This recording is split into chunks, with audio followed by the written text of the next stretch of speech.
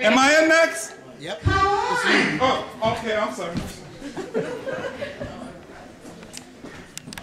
Shout out to everybody. The story that I have to tell only took 20 seconds, so I'll be very brief.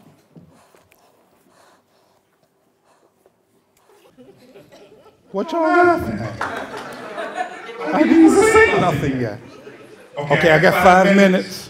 I'm looking like, oh boy, like every time I come out, I just come up here and he just flagging me all at the same time. Don't flag me. Anyway. I just want to be certain that y'all get this story, because if I don't tell it right, then that's my ass. What y'all laughing at already? I haven't even told a joke. Y'all got to be quiet now. Look at here. You know, I'm not a comedian. I might sound like I'm a comedian and everything, but I ain't no comedian. So if y'all laughing, I want to get paid. So, you know, listen, throw some dollars up on that mug. All right. I got 5 minutes left. You got 4 minutes and 9 seconds. How many of y'all know how to read? Raise your hand if you know. Wait, that's the wrong way. How many of y'all don't know how to read? Raise your hand. All y'all know how to read? You don't know how to read? It's embarrassing, isn't it? I mean, how you expect to live in this world and not know how to read? I'll have to tell you something. I'm going to tell you truthfully now, okay? I'm going to tell y'all the truth. I do not know how to read. And it's very hard. Don't laugh at me now. It's very hard, and I always had a problem reading. They kept me back. My parents said, flunk him the 4th grade so he could go through this again, so maybe he'll learn how to read after 4th grade. So it still didn't happen. So I got 5 brothers. The eldest, my parents says, go teach the boy how to read. So Mark, he's what do you call it? He ended up being a professor of linguistics, so he knows how to read. And so he went to me and he opened up the book. The cat, he slammed the book. Listen, I'm gonna have to let you go on this. He went to my parents and said, the boy don't know how to read. Let Ricky do it, because this is too frustrating for me. So Ricky came, and he's a businessman. You got to know how to read. He ended up being a businessman.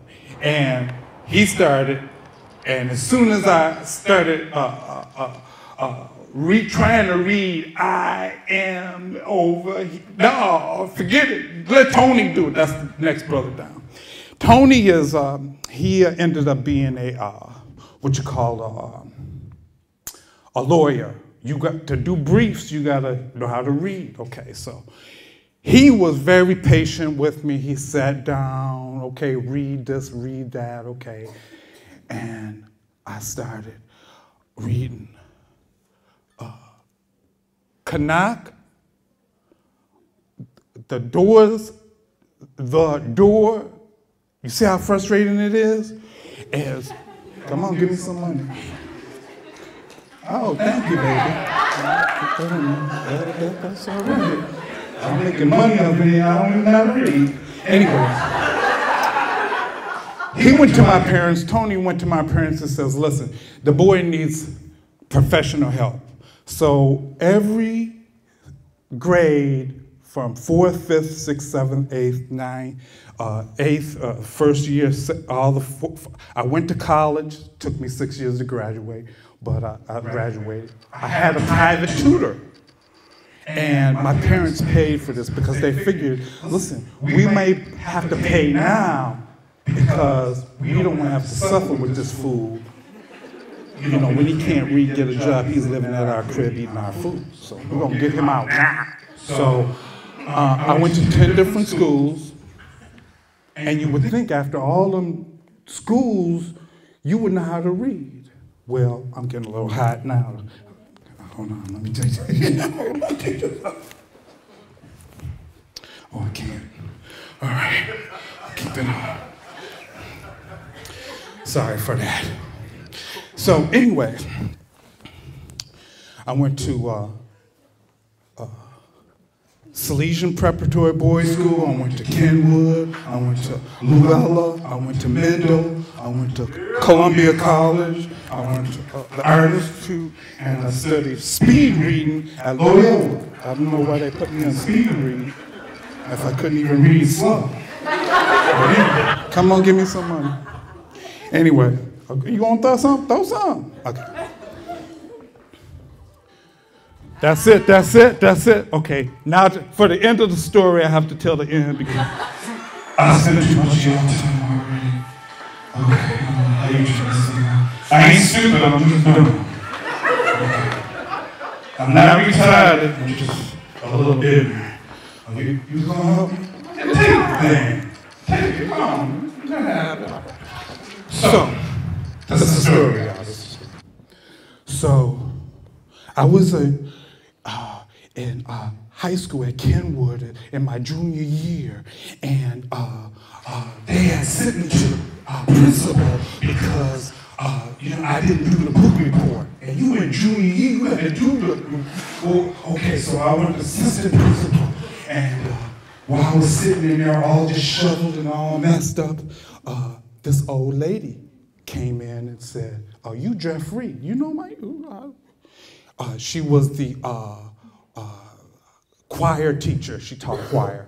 She says, "After you finish over here, come to my room. I got something for you." I was like, "Okay."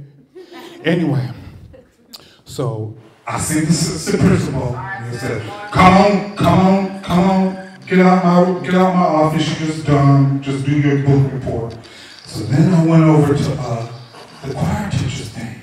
Are you flagging me already? Okay. All right. So here's the story. Y'all gotta believe me. Okay. You know, as black people, that there's a curse on us because they didn't want us to get smart, learn how to read. Frederick Douglass, you read Frederick Douglass' autobiography. It's a true thing, and I got the curse. So I went to her room. She gave me this book. She says, "Go ahead and take this book." I was like, "A book? I don't want this book. I gotta read it." So now go on and take it. Just put it on your desk right by your bed. So I went home, put it on my desk right by the bed. Now this is the 20 seconds, okay? Y'all listening? So I was tired after everybody telling me that I ain't shit. And I was all disheveled. I wanted to go to bed. You know how I feel. And so, boom.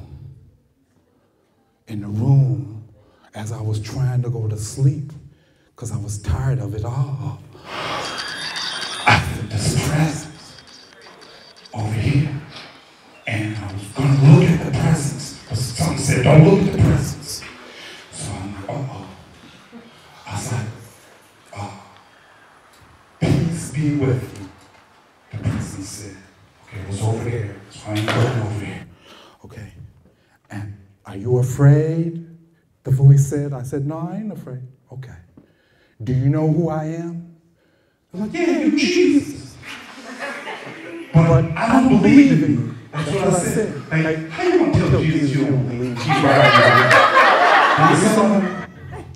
All right, so Jesus smiled with a smile like, "That's right, you're supposed to test the spirits. So, but, that's okay." He says, "Why don't you read this book and then decide if you believe in me or not?" Okay, so I was like, "If you Jesus, you know everything. You all powerful. You must know I can't read." So I was like, "Don't worry, I'll help you read." I was like, "Okay." So then I went to sleep. I tried to go to sleep. And in my mind, it was still, the presence had left. And in my mind, I was like, what just happened here? Am I dreaming? Did I take any weed? Did I do any drugs? No.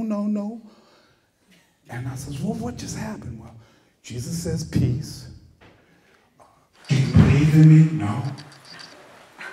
"Read the book, and I help you." I was like, "What?"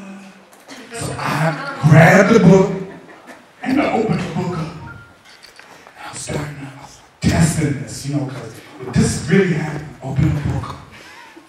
In the beginning, God created the heavens and earth. And earth was without form and void, and darkness filled land. And God said, let there be light. Bam! I was like, I can read. I'm reading. I can understand this. This is a miracle. Now, the only time I told this story is in church, because, I don't know if y'all church people. Let the church say amen. Amen. I only said it in church because they understand. Most, once a month, you testify. This is what I testify for. The old lady come up. Oh, I went and bought some creeds and some crackers, and I bought this cream for milk, and then I went back and I ate the cheese and crackers, and then the cream for milk wasn't so sweet. So I took that cream for milk back, and don't you know they gave me my money back? It's a miracle. That ain't no miracle. That's he's gonna read. Okay, they're telling me I got to get off, so I just wanted to read this last thing.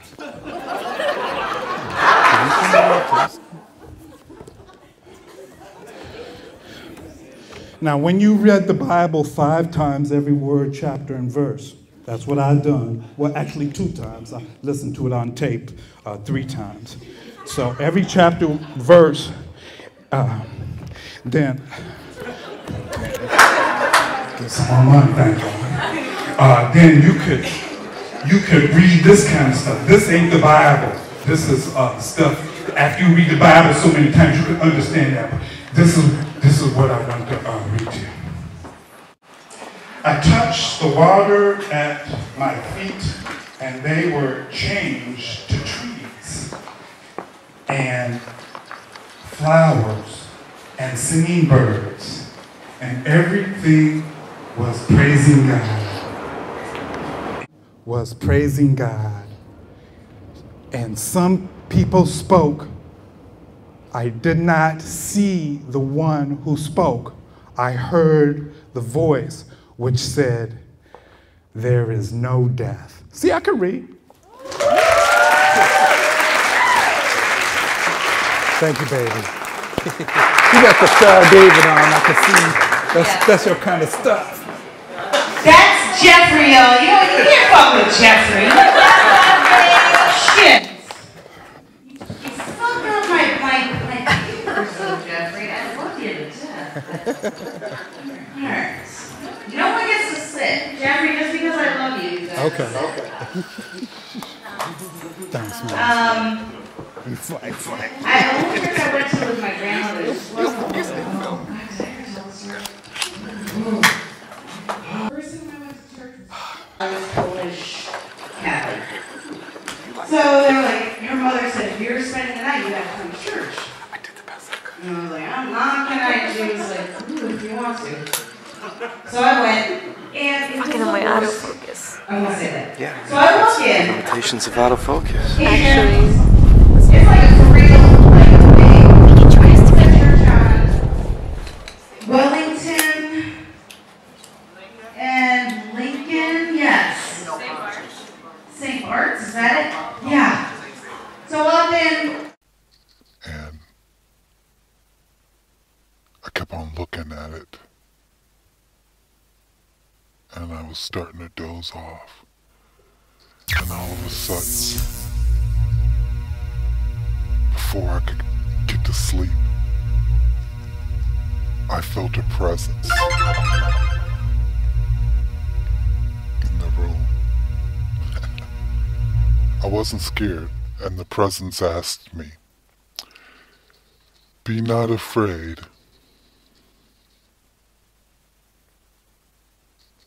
And I wasn't afraid. At first I was afraid. But then I wasn't afraid. And the presence asked me, "Do you know who I am?" And I was like, yes, you're Jesus Christ. And I promptly said after that, but I don't believe in him. And Jesus smiled and said, go ahead and read that book and then tell me if you believe in me or not. And I was like, well, you know, you're supposed to be God. You're supposed to know everything. You must know I can't read. After all the private tutoring and all the frustration of being looked upon as being retarded. Like, okay. Go ahead and try anyways. And I'll help you. And I was like, okay. So I went back to bed and I fell asleep. At least I tried to. And it was in the middle of the day, so the sun was shining. And I couldn't quite get to sleep. And I rehearsed what had just happened. This presence came into the room. It was a present. And told me not to be afraid. And I wasn't. Asked me, did I know who they were? And I did. And I promptly said that I don't believe in you.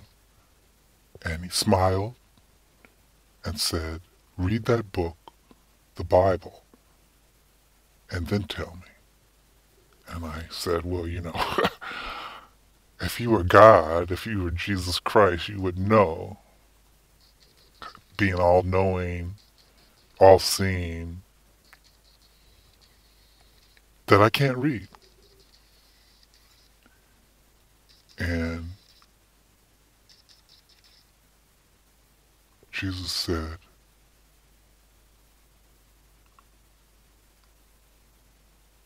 go ahead and try.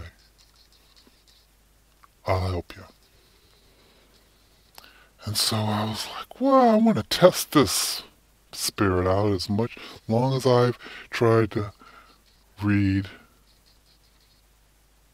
as hard as it's been for me to not be counted as stupid.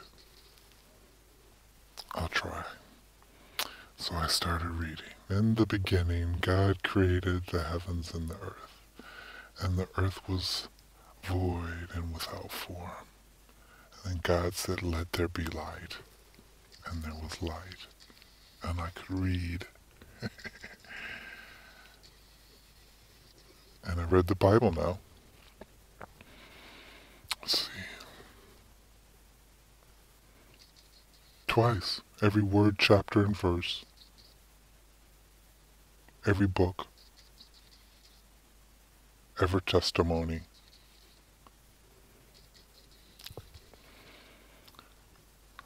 But my friend said, you know, it's funny. You could read the Bible, but you can't read anything else, hardly. I was like, I know, it's like a blessing or a curse. Most of my friends know I can't read very well, and they accept me for it. Some people just don't believe. Well, thanks for listening to me. This is Jeff Reid.